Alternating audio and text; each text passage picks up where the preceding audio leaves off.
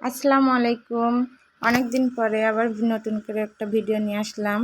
আজকে জুম্মা মুবারক, এর জন্য রান্না করব লাল শাক ভাজি আর গরুর গোশ।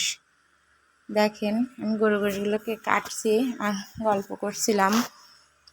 অনেক দিন পর ভিডিও নিয়ে আসলাম, এর জন্য ভাবলাম একবারে শুক্রবারের দিনই ভিডিও করে প্রথম ছাড়বো। অনেক দিন অসুস্থ ছিলাম, এর জন্য অনেক ভিডিও ছাড়া হয়নি। দেখেন আমি লাল শাকগুলো ভেজে নিচ্ছি। লাল শাক ভাজার জন্য আমি ঝাল পেঁয়াজ সবগুলো ভেজে নিচ্ছি।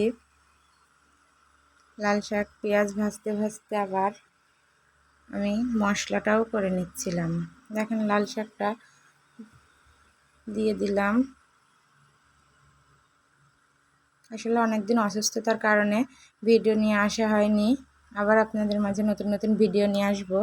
দোয়া করবেন যেন সুস্থ থাকি আর আপনাদের জন্য নতুন নতুন ভিডিও ছাড়তে পারি। দেখেন আমি লাল শাকগুলো ভাজতে ভাজতে আবার মশলাগুলোও করে নিচ্ছিলাম, কারণ আমি জানি সময় পাবো না। আবার লাল শাক ভাজা হয়ে গেলে গরুর গোশগুলো দিয়ে দিচ্ছি। আস্তে আস্তে একে একে আমি সবগুলো উপকরণ দিয়ে দিব, দিয়ে একবারে মাখিয়ে কষিয়ে নিব।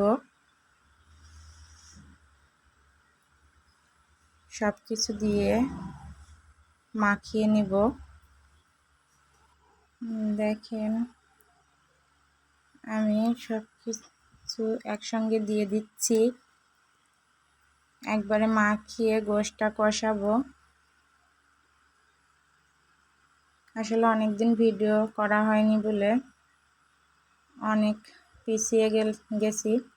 তবে আপনাদের দোয়া, আপনাদের ভালোবাসা আবার সামনে এগিয়ে যাব। দোয়া করবেন যেন আমরা সামনে এগিয়ে যেতে পারি, আমার চ্যানেলটিকে যেন ধরে রাখতে পারি।